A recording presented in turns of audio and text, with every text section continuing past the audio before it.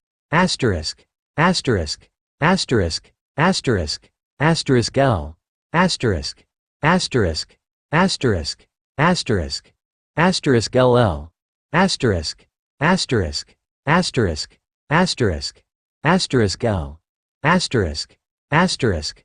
Asterisk. Asterisk. Asterisk L. Asterisk. Asterisk. Asterisk. Asterisk. Asterisk L. The group watched as tanks and jeeps drove by in a straight line. On the side of the road was a parked jeep that had the Howling Commandos watching as Steve planned out their next course of action on a map. The group noticed a compass in the soldier's hand and saw a picture of Peggy Carter on the inside lid. The soldier noticed the camera and quickly closed the compass. "Huh, so it was true," Tony said. "What?" Bruce asked. That Steve had a picture of Peggy Carter inside his compass. The thing was lost with him in the crash in the ice and never recovered, so it was just a rumor. "Guess we have confirmation now," Clint said before shoving a handful of his third round of popcorn into his mouth. The screen cut to the next scene to show Steve in full uniform riding onto the temporary base on his custom motorcycle. As soon as he climbed off the bike, he was surrounded by soldiers who proceeded to lift him into the air with shouts of victory. "Guys, it was no big deal," Steve declared as the men tossed him up and down while ignoring his pleas to be put down. "Wonder what that was about," Natasha said with a small smirk as the screen continued to show Steve being praised by the soldiers. "One of his many successes, I'm sure," Tony remarked. "From what I was told, just holding the door open for a lady put Steve on the headlines." "All right, soldiers. Put the captain on the ground," Colonel Phillips ordered as he walked over. The soldiers complied by carefully putting the great icon on the ground. The screen then cut to the next scene to show what looked to be in a forest where a small hut made of leaves and wood was spotted. The camera closed in on the hut as someone poked their head outside to check what the noise was. It was one of the commandos, Jim. He gave the okay for the cameraman to film the inside of the hut. The screen showed the inside of the small hut. The remaining commandos were fast asleep, either propped against the hut walls or each other and using their jackets as blankets to stay warm. The screen slowly moved over each of the soldiers until it finally landed on Steve, who looked to be asleep. He was reclining against a pole of the makeshift hut with his uniform jacket being used as a blanket and his shield under his back to offer a bit more support. The four Avengers noticed the super soldier's appearance. He was exhausted, but he still looked ready to jump into action if needed. The camera lightly shook, which caused Steve to open his tired eyes. He lightly smiled at the camera and gave a small wave before trying to return to his slumber. This scene alone showed how much Steve had been moving around different countries with his team, having to make a small hut that was big enough to fit them, and they would only stay for 2 nights at the most before having to move toward their next location. It was no wonder why Steve always seemed to be restless and ready to do the next task at hand. Certain things from the army had stuck with him more than anyone, maybe not even Steve realized. Captain Rogers' birthday celebration. "Oh, this looks promising," Tony declared as the screen showed the inside of a large mess hall. A few soldiers were scattered about the hall with balloons and decorated being placed about. The door to the hall opened and in walked Colonel Phillips. Once he was spotted, the cameraman walked over to him. "Colonel, sir. When is Captain Rogers due back?" "He'll be here at 1800 hours, Phillips answered. Was this party planned for him recently? Somewhat. The idea for a celebration for his birthday was brought up a month ago, just right after he and his team discovered and destroyed another Hydra factory. Everyone agreed that we felt we should show the captain our appreciation for everything that he is doing. The man goes into life and death situations and we're never sure if he's going to come back or not. He's the greatest soldier this man's army has ever had, and we're going to make sure that he knows it at this surprise party." It also makes you wonder if Rogers was meant to be Captain America, since his birthday happened to be the 4th of July. So this is not just a birthday celebration for America's golden boy but also our great country. "Jarvis, take note of Steve's birthday," Tony ordered. "Already scheduled, sir," the AI replied. The four Avengers watched as the preparations were made for Steve's birthday party. There was a quick flash of black before the screen showed a completely decorated hall and dozens of people dressed in uniforms or dress clothes. The door to the hall opened and the team recognized the man to be Gabe from the Commandos. "He's coming," he announced with a large smile. "Everyone get ready," Phillips ordered as the lights went off. Natasha lightly smiled as she waited for Steve to appear. Luckily, she didn't have to wait long as she spotted the door opening. The light flipped back on and she smiled at Steve's surprised face when everyone shouted surprise. The four adults smiled, seeing Steve smile greatly as fellow soldiers and friends wished him a happy birthday. They didn't realize it until now, but they had never seen Steve smile the way he was in the film. "Look how happy he looks," Natasha said as Phillips and Bucky led Steve to a table that held a 2-layered cake. The sides of the cake were decorated to look like the American flag and the top of the cake was decorated to look like Steve's shield. "He hasn't once smiled like that with us," Clint noted, lowering his hand full of popcorn. "He's lost everything and everyone. He's bound to not want to smile," Bruce said. "We should do something for him," Natasha said, watching as Bucky stuck a birthday hat on Steve's head and allowing Steve the chance to hold his best friend close as someone off-screen took their picture. We do. Tony agreed as the soldiers and commandos began to sing happy birthday to the still smiling super soldier. The images of Steve's birthday with his former friends was still fresh in their minds when the next film began to show. The first minute or so was of a bunch of random soldiers who had appeared to have grabbed the filming camera to joke around with. They were inside the barracks laughing about something with the camera sitting on what looked to be a chair. The soldiers continued to fool around for a while before they suddenly left and not realizing they left the camera rolling. Once the soldiers had cleared the camera's view, the four Avengers easily spotted someone sitting by himself on the other side of the room reading a book. "I'm never gonna get used to seeing him like that," Clint declared watching as Steve continued to read when a small knock was heard. Steve turned around to where the knock had come from. "May I?" an accented voice asked. "Yeah," Steve answered, shutting the book. "Can't sleep?" the voice asked as someone walked into view holding a bottle in one hand and two glasses in the other. "Dr. Erskine," Tony said, watching as the doctor unfolded the mattress of the bed next to Steve's and sat down. "The man who helped create Captain America." "Got the jitters, I guess," Steve answered. "Me too," Erskine said. "Can I ask you a question?" Steve asked. "Just one?" Erskine replied curiously as he faced Steve. "Why me?" The doctor was silent for a moment before answering. "I suppose that is the only question that matters," he said and gazed at the bottle he held. "This is from Augsburg. My city. So many people forget that the first country the Nazis invaded was their own. You know, after the last war, my people struggled, they felt weak. They felt small. And then Hitler comes along, the marching and the big show and the flags. And he hears of me. My work. And he finds me. He says, you will make us strong. Well, I am not interested. So he sends the head of Hydra, his research division. A brilliant scientist by the name of Johann Schmidt. Now, Schmidt is a member of the inner circle and he is ambitious. He and Hitler share a passion for occult power and Teutonic myth. Hitler uses his fantasies to inspire his followers. But for Schmidt, it is not fantasy. For him, it is real. He has become convinced that there is a great power hidden in the earth, left here by the gods, waiting to be seized by a superior man. So when he hears about my formula and what it can do, he cannot resist. Schmidt must become that superior man." "Did it make him stronger?" Steve asked. "Yes, but there were other effects," Erskine answered. "The serum was not ready. But more important, the man. The serum amplifies everything that is inside, so good becomes great. Bad becomes worse. This is why you were chosen. Because a strong man who has known power all his life may lose respect for that power, but a weak man knows the value of strength. And knows compassion." "Thanks, I think," Steve said with a small smirk. Erskine smiled and motioned for Steve to hold the two glasses while he opened the bottle. He poured the liquid into the glasses as he continued to speak. "Whatever happens tomorrow, you must promise me one thing. That you will stay who you are. Not a perfect soldier, but a good man." The four noted how Erskine made 2 points to Steve's chest and recalled Steve having once done it subconsciously.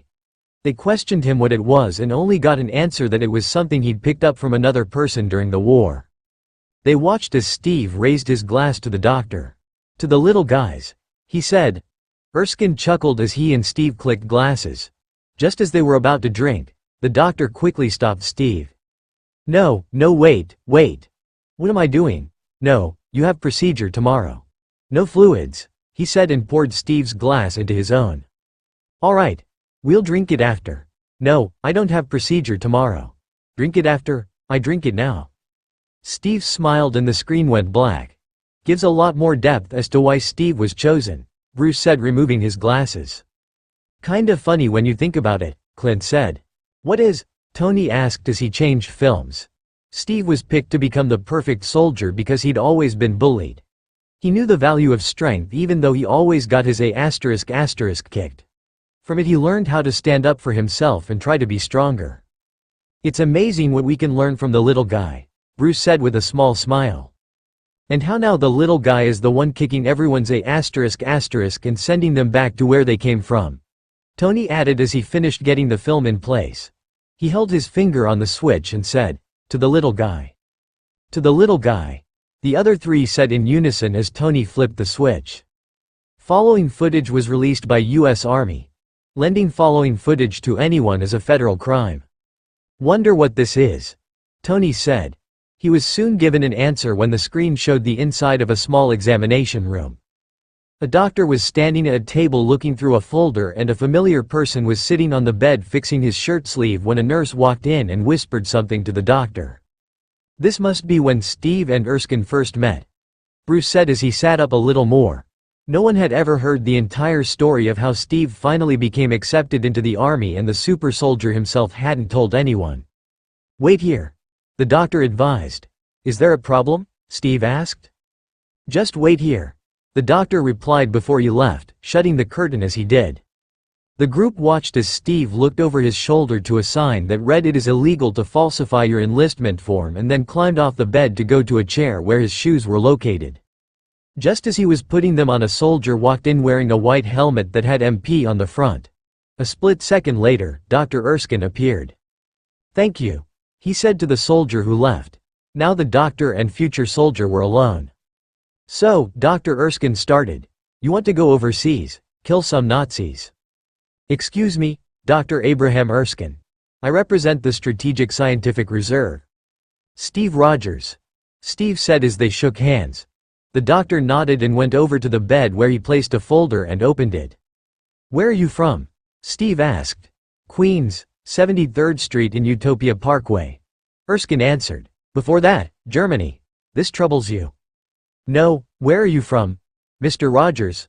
Erskine asked, looking at the file. Is it New Haven? Or Paramus? 5 exams in 5 different cities. Clint nearly choked on the popcorn in his mouth. He cleared it easily as he sat up. 5 exams? He exclaimed. He really wanted to join the army, Natasha said, looking a little stunned. That might not be the right file, Steve said. No, it's not the exams I'm interested in. It's the 5 tries. Erskine said. But you didn't answer my question. Do you want to kill Nazis? Is this a test? Steve asked. Yes. I don't want to kill anyone, Steve answered. I don't like bullies. I don't care where they're from. Well, there are already so many big men fighting this war. Maybe what we need now is a little guy. I can offer you a chance. Only a chance. I'll take it, Steve said as he and Doctor moved outside of the exam room, but the camera still had them in sight. Good. So where is the little guy from, actually? Erskine asked. Brooklyn. Steve answered as the doctor stamped something in the file, then handed it to Steve. Congratulations, soldier, he said before walking off and leaving Steve to look inside the file. The clip ended right then. 5 tries to join the army? Clint EXLC aimed with a shake of his head. I don't believe it. Now we know that he's been determined about things from the start, Bruce said. I'm actually surprised as Steve never told anyone that he wasn't from any of those other places, Tony said. Slap on the wrist, Natasha said. Let's take a break before we check out the next one, Tony said. Sounds good to me, Clint said, getting up from the couch and heading down the hallway. Popcorn got to him, Natasha said with a smirk. In an hour and 30 minutes he somehow put away 4 bags of the stuff, Bruce said with a smirk. Captain _America _ Steven _Rogers. Feel better? Tony asked with a smirk as Clint walked into the living room. Much, the archer answered as he took his spot on the couch. Everyone ready? Ready. Tony flipped the switch and the projector started. The familiar black screen appeared with white words in the center. Gollnow, Germany. Captain Rogers was sent to help units control town hit by Hydra attack. The townspeople were told that Hitler was to blame for the destruction.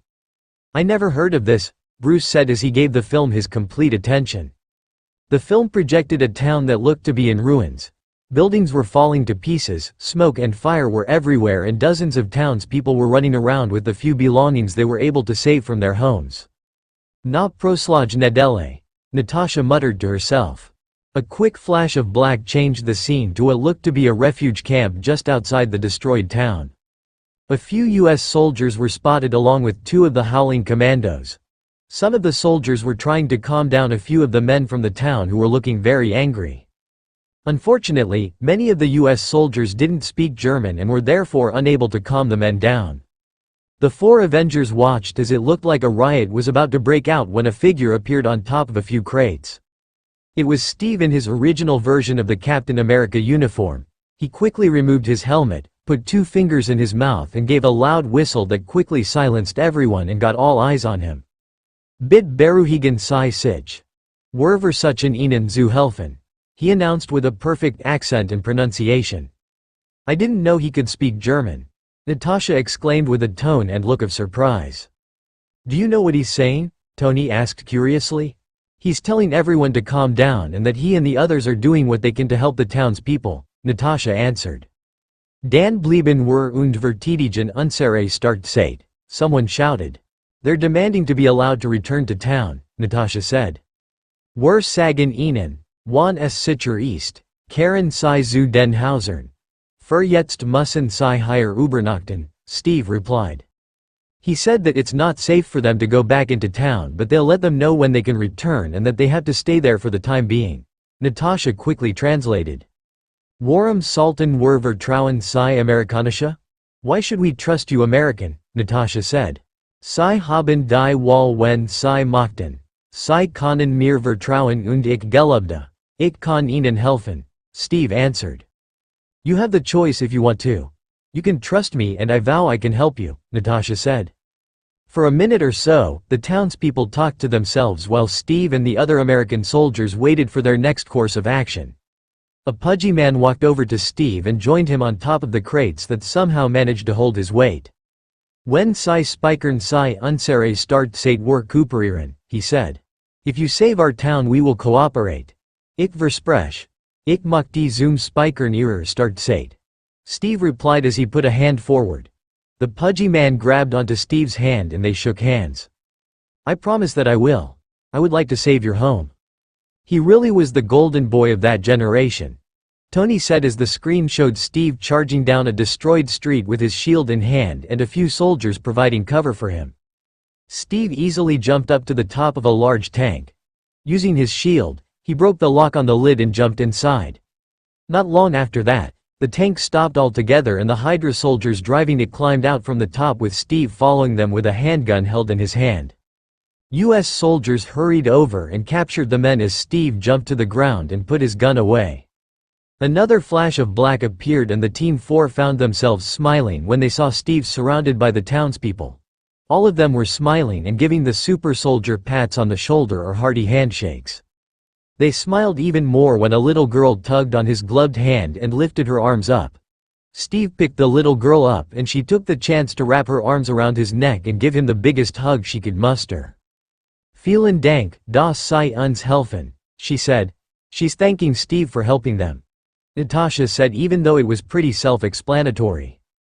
They watched as Steve smiled and hugged the little girl. Ich bin froh, dass ich Ihnen helfen konnte, Steve said. He said he was glad to help, Tony guessed. That's right. Natasha replied as the little girl now sat on Steve's shoulders as he led the people back into town. The screen went black once more and more words appeared. Captain Rogers and the Howling Commandos remained in Gulnow, Germany for 1 month. They assisted with the town's reconstruction before they were ordered to return to search for Hydra weapons Fakarites and Johann Schmidt. Natasha found herself smiling as the film ended. I wonder why none of this was recorded, Bruce said. Maybe Steve was just as modest then as he is now, Clint suggested with a smirk. But I wonder why he never told us that he can speak other languages, Bruce said. He probably doesn't want to talk about other things he can do, Tony said then added quickly. Probably because I said that he's a perfect know-it-all. You never cut him a break, Natasha said. Well, he kinda is, Tony said picking up the next canister. He's got a point, Clint said to the female spy. Well, we can talk to him about it when he gets back, Natasha said. What's the next one? Tony read the title and his eyes went wide. Oh, this is gonna be the best yet, he stated quickly opening the metal container and taking the film out. What is it? Clint asked. Project Rebirth. The three sat perfectly straight as Tony loaded the film. Bruce quickly found a notepad and a pen, ready to take down any notes he thought would be useful for future purposes.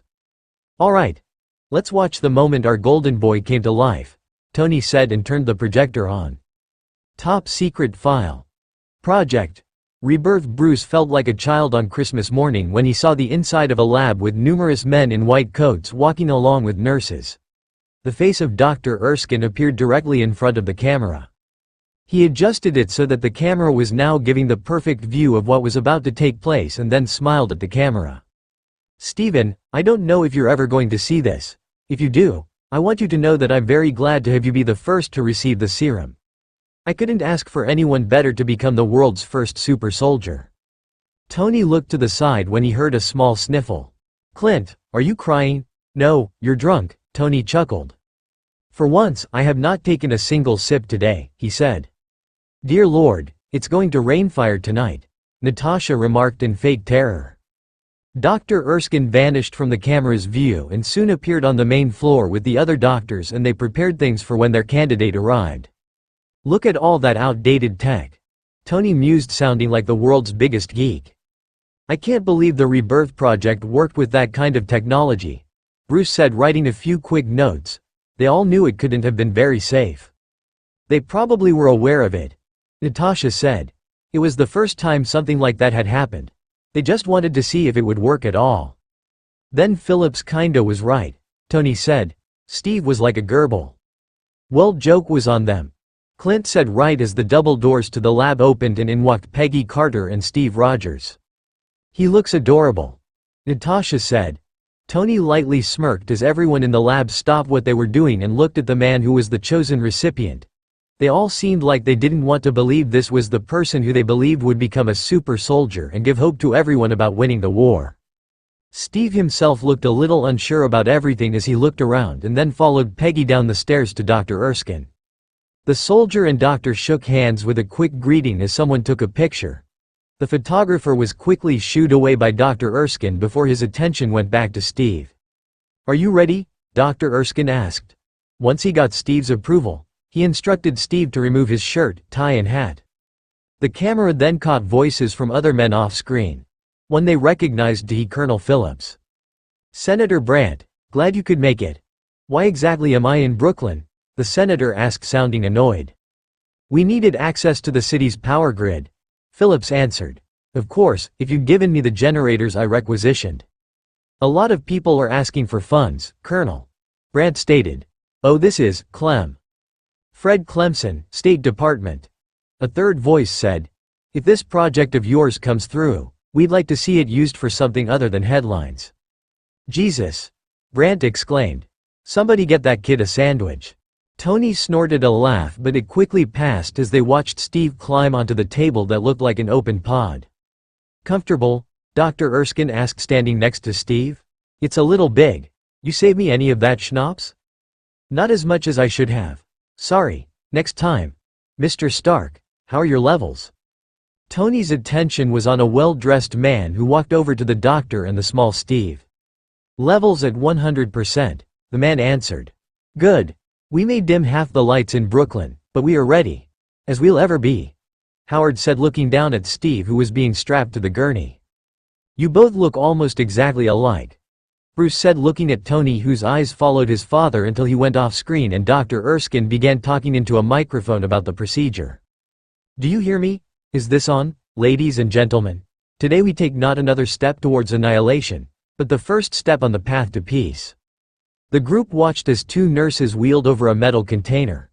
One nurse opened it to reveal 7 tubes inside holding a liquid that they right away guessed was the super soldier serum.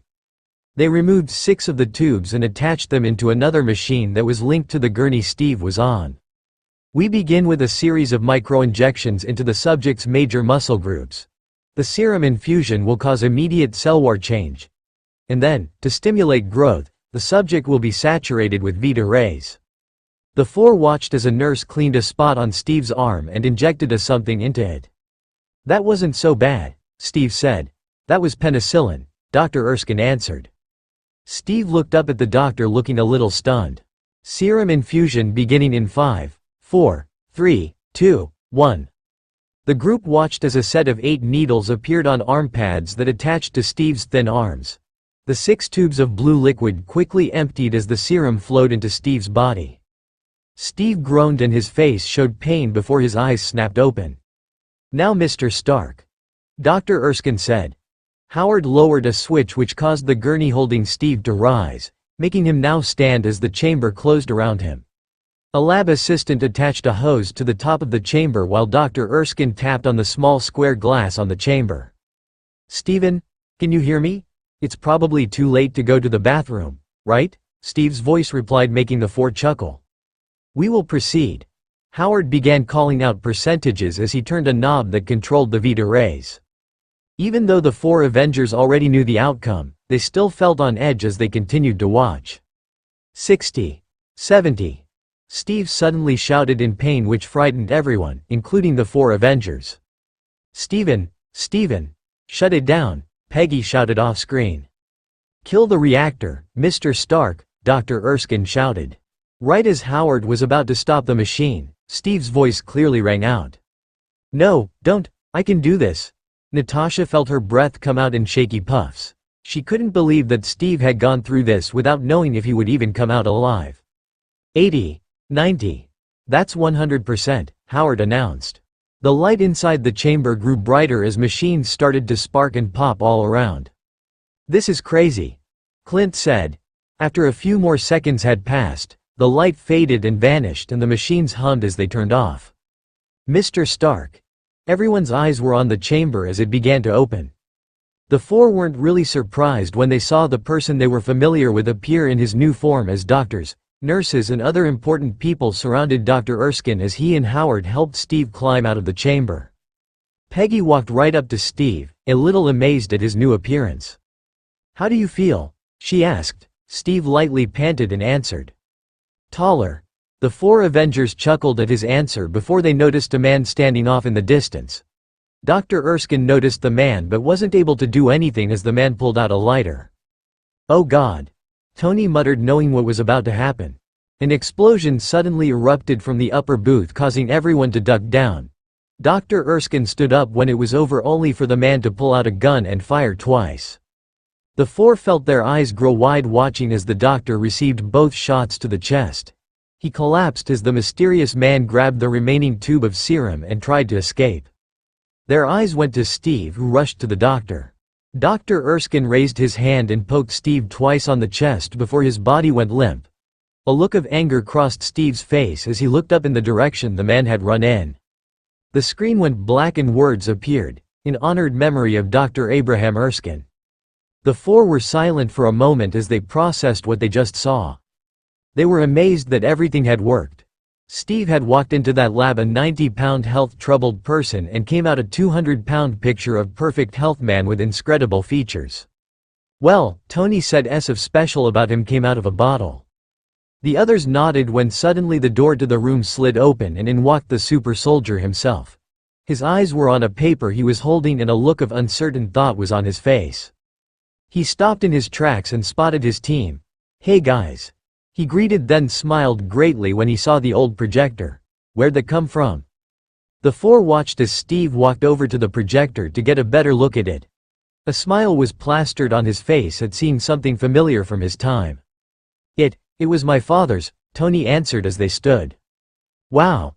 This was actually the best kind at the time," Steve said and noticed that there was a reel on it. "Were you watching something?" "Kinda," Clint answered. "How'd your meeting with Fury go?" "They wouldn't let me say no when they showed me what I would get," Steve answered and handed Tony the paper he'd been looking at. Tony took a quick look at the paper and his eyes went wide. "Is this real?" he exclaimed, looking at the captain. "I asked the same thing.